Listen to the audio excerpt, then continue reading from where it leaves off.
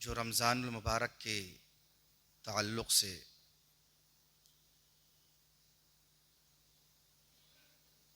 نازل ہوا، اللہ جل شانہ اپنے مقدس کلام میں ارشاد فرماتا ہے، یا ایھا الذین آمنوا کتب علیکم الصیام کما کتب علی الذین من قبلکم لعلکم تتقون۔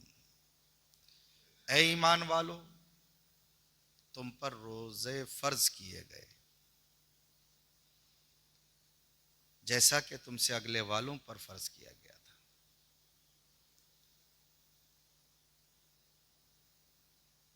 ایمان والوں کو اللہ نے مخاطب فرمایا اور تنبیہ کر دی کہ تم پر روزہ فرض ہے، اور یہ مت سمجھنا کہ یہ مشقت صرف تمہارے ہی لیے ہے، بلکہ تم سے اگلوں پر بھی روزہ فرض تھا۔ تم سے جو پہلے گزرے ان پر بھی روزہ فرض تھا، نوعیتیں الگ الگ۔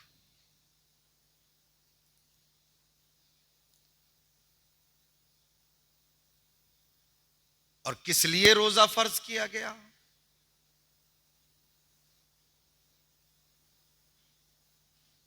تو اللہ فرماتا ہے اس لیے کہ تم متقی بن جاؤ، پرہیزگار بن جاؤ۔ تو روزہ ایک ایسی عبادت ہے جو انسان کو متقی بنا دیتا ہے، پرہیزگار بنا دیتا ہے۔ عبادتیں اور بھی ہیں، نماز بھی اللہ کی عبادت۔ ریا کا خدشہ ہے، ریاکاری ہو سکتی ہے۔ نماز آدمی نمازی کہلانے کے لیے پڑھنا شروع کر دیا، اس میں دکھاوا ہو سکتا ہے۔ زکوٰۃ سخی کہلانے کے لیے کہ بڑا بانٹنے والا ہے، یہ اس میں بھی ریا کا خدشہ ہے۔ صدقہ و خیرات بھی دکھاوے کے لیے ہو سکتا ہے، حج حاجی کہلانے کے لیے بھی ہو سکتا ہے، مگر روزہ ایک ایسی عبادت ہے کہ اس میں ریا کا ذرہ برابر بھی خدشہ نہیں، اس میں ریاکاری نہیں ہو سکتی۔ روزہ صرف اللہ کے لیے ہے، اور بندے کا اس پر ایسا ایمان ہے کہ روزہ دار ہے، گھر میں ساری چیزیں موجود ہیں، پیاس کی وجہ سے گلا خشک ہو رہا ہے، زبان سوکھی جا رہی ہے، بھوک کی شدت ہے، پیاس کا غلبہ ہے، گھر میں تمام تر مشروبات اور کھانے پینے کی اشیاء موجود ہیں، بند کمرہ ہے، کوئی دیکھنے والا نہیں، مگر اس کے باوجود بندہ اس طرف اپنی نظر نہیں اٹھاتا، یہ سوچتا ہے کہ کوئی دیکھے یا نہ دیکھے مگر میرا رب مجھے دیکھ رہا ہے۔ کوئی دیکھے یا نہ دیکھے، رب دیکھ رہا ہے۔ بندہ اپنے خشک حلق کے ساتھ، سوکھی زبان کے ساتھ، اس نیت سے اللہ کو راضی کرنے کے لیے روزہ رہتا ہے، کسی کھانے پینے کی اشیاء کو ہاتھ نہیں لگاتا، اس میں کوئی ریاکاری نہیں ہو سکتی۔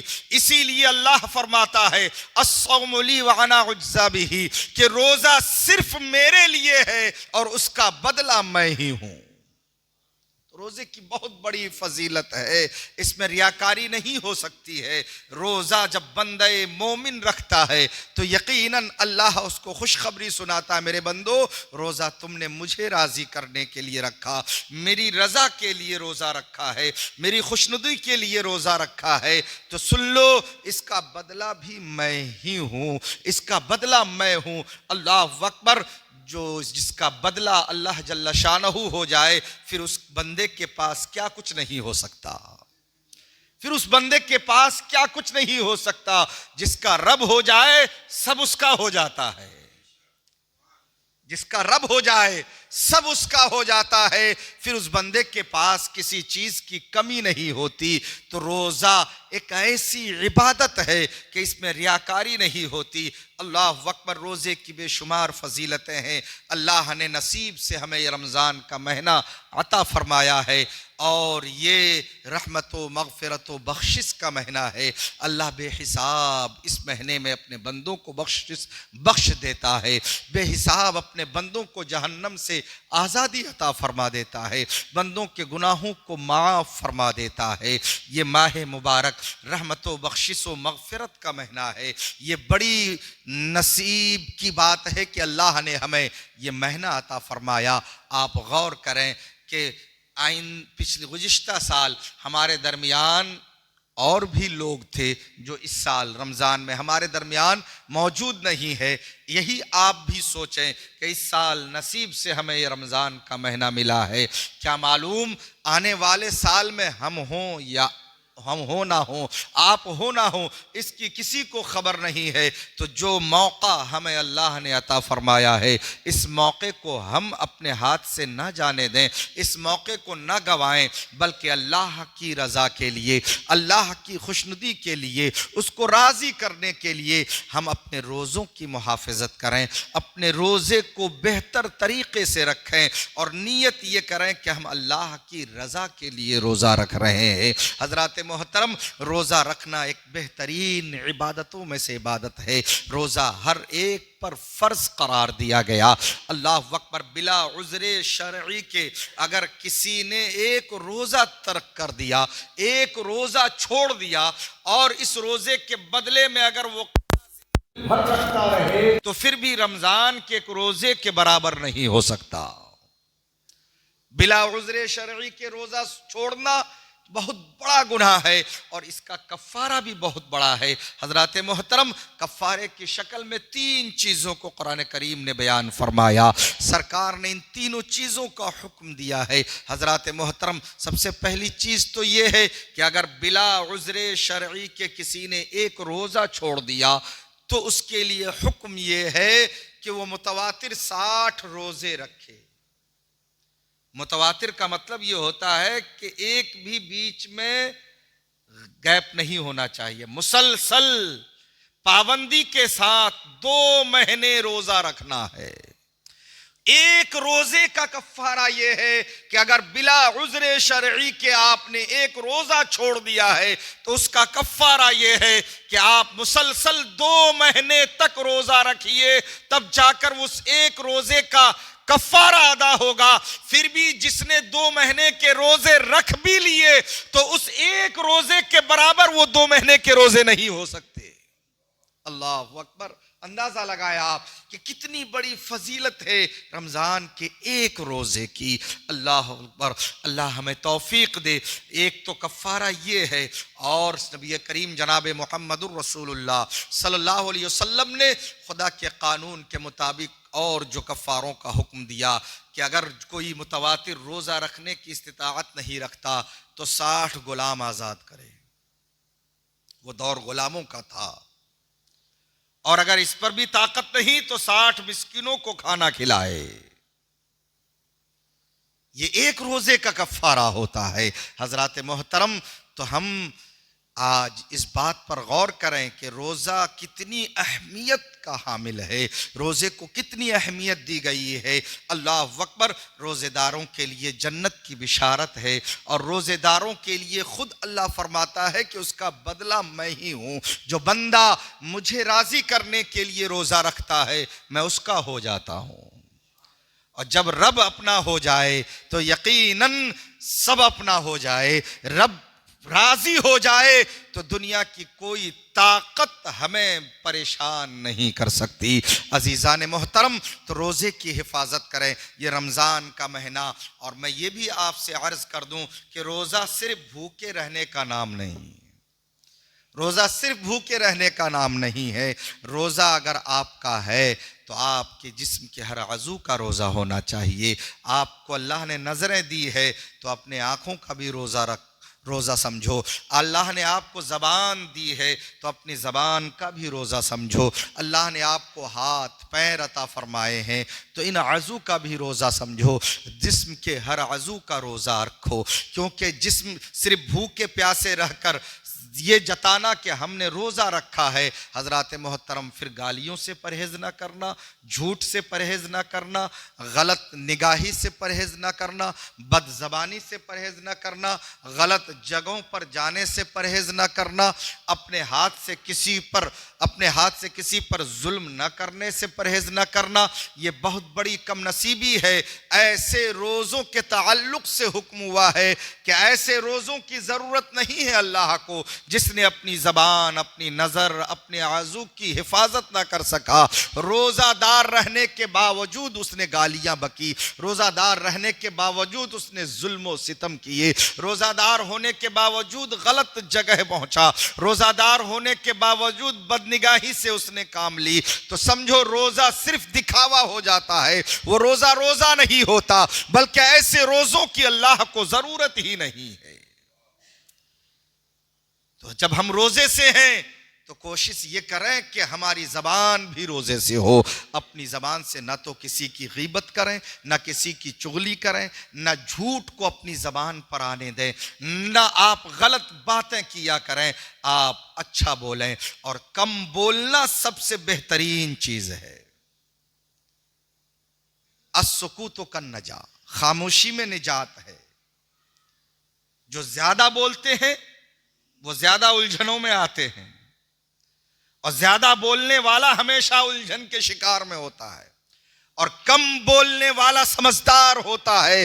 جو کم گو ہوتا ہے یقیناً وہ ہوشیار ہوتا ہے، اس لیے کہ جب ہم کم بولیں گے تو ہم گناہوں سے بھی محفوظ رہیں گے. جب ہم کم بولنے کی عادت اپنے اندر پیدا کر لیں گے تو کسی کی غیبت نہیں ہوگی، کسی کی چغلی نہیں ہوگی، جھوٹ زبان سے نہیں نکلے گا. اسی لیے ہمیں چاہیے کہ ہم کم بولا کریں اور ضرورت کے مطابق بولیں، اور جہاں بولنا ہو صحیح بات بولیں، تاکہ کل میدان محشر میں ہم اپنی زبان کا بھی حساب دے سکیں. اور اگر زبان اور آپ کی عادت اس بات پر مجبور کرتی ہے کہ نہ بولیں تو کھانا ہضم نہیں ہوتا، تو رمضان کا مہینہ ہے، آپ مسجد میں تشریف لائیے، قرآن کھولیے، قرآن کی تلاوت کیجئے، اپنی زبان کو تلاوت قرآن میں رکھیے اور اپنی زبان سے قرآن کی تلاوت کیجئے. کیونکہ رمضان کے مہینے میں ہر عبادت پر اللہ اجر بڑھا دیا کرتا ہے، ہر عبادت پر اللہ اجر بڑھا دیتا ہے. فرض نمازوں کا اجر کتنا ہے؟ ایک فرض پڑھو تو اللہ 70 فرضوں کا ثواب عطا فرماتا ہے. اللہ اکبر. عام دنوں میں قرآن کی تلاوت ہو تو ایک لفظ کی تلاوت پر اللہ 10 نیکیاں عطا فرماتا ہے، اور رمضان المبارک میں اگر وہی تلاوت ہو تو اللہ ایک لفظ پر 70 نیکیاں عطا فرماتا ہے. تو ہر اجر پر اللہ ثواب بڑھا دیتا ہے. آپ رمضان میں کوئی بھی عمل کرو، بہتر عمل ہوگا، اللہ اس کا ثواب بڑھا دیتا ہے، اللہ اس کا 70 گنا ثواب زیادہ عطا فرماتا ہے. حضرات محترم، تو آپ رمضان المبارک میں بہتر سے بہتر کام کرو. سال کے 12 مہینے، اور ان 12 مہینوں میں ایک مہینہ اللہ ہمیں رمضان کا عطا فرماتا ہے. اس ایک مہینے میں رمضان کے روزے رکھ کر اگر ہم نے اللہ کو راضی نہ کر لیا تو نبی کریم جناب محمد الرسول اللہ صلی اللہ تعالی علیہ وسلم کی یہ حدیث جو میرے ذہن میں آئی ہے کہ سرکار نماز جمعہ کے لیے مسجد نبوی شریف میں تشریف لے جاتے ہیں اور ممبر شریف پر قدم رکھتے ہیں، تو سرکار نے ممبر کے پہلے زینے پر قدم رکھا تو فرمایا آمین. پھر دوسرے زینے پر قدم رکھا تو سرکار نے فرمایا آمین، اور جب تیسرے زینے پر قدم رکھا تو سرکار نے فرمایا آمین. آمین کہتے ہوئے سرکار ممبر شریف پر تشریف لے گئے. جمعے کا خطبہ دیا سرکار نے، نماز مکمل ہوئی. اس کے بعد ایک صحابی آئے، عرض کرنے لگے یا رسول اللہ، آج آپ جب ممبر پر تشریف لے جا رہے تھے، دیکھیے صحابہ کی نظر دیکھیے اور قوت سماعت بھی دیکھیے اور توجہ بھی دیکھیے. ان تینوں چیزوں پر غور کرنے کا مقام ہے. آج ہم مسجد میں بھی آ کر بے توجہ ہوتے ہیں. ہماری توجہ اس طرف نہیں ہو سکتی جس طرف ہماری توجہ ہونی چاہیے. جب ہم مسجد میں آئے تو توجہ عبادت کی طرف ہو, توجہ اللہ کے گھر کی طرف ہو, توجہ احترام مسجد کی طرف ہو, توجہ اپنے سے بڑے کی طرف ہو, توجہ اپنے سے زیادہ جانکار کی طرف ہو. اگر ہم مسجد کے لیے آ رہے ہیں, اگر ہم سے آگے آگے کوئی ہم سے بڑا جاننے والا جا رہا ہے تو ہم اس کی نقل و حرکت پر نظر رکھیں, دل میں یہ ارادہ رکھ کر کہ یہ ہم سے زیادہ جاننے والا ہے, یہ ہم سے زیادہ معلومات رکھنے والا ہے, اس کو ہم سے زیادہ اس دین کی سمجھ ہے, لہذا ان کے چلنے پر غور کیا جائے, ان کے مسجد میں قدم رکھنے پر غور کیا جائے, ان کو مسجد میں بیٹھنے پر ان پر غور کیا جائے. کس طرح یہ بیٹھتے ہیں, کس طرح یہ مسجد میں چلتے ہیں, کس طرح یہ اپنی عبادتوں کو کرتے ہیں. اپنے سے زیادہ جاننے والوں پر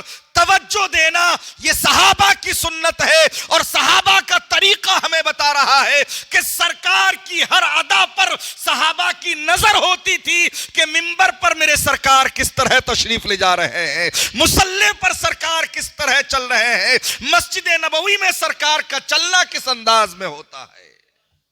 یہ توجہ کی بات ہے. آج ہم مسجدوں میں بھی بے توجہ, مسجدوں میں بھی آ کر دانت پھاڑتے ہیں, مسجدوں میں بھی آ کر ہم دنیاوی باتیں کرتے ہیں, مسجدوں میں بھی آ کر ہم ادھر ادھر کی باتیں ملاتے رہتے ہیں. ہمیں ذرا برابر بھی غیرت نہیں آتی اور اپنے نیکیوں کو برباد کرتے ہیں, ہمیں اس کا احساس تک نہیں ہوتا.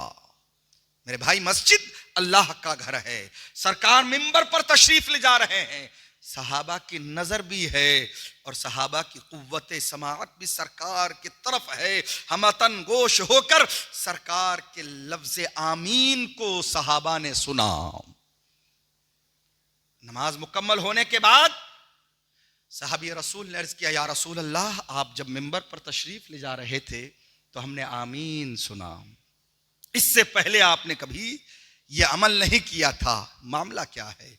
آقا فرماتے ہیں, میرے صحابہ, جب میں منبر پر قدم رکھا تو حضرت جبریل تشریف لائے.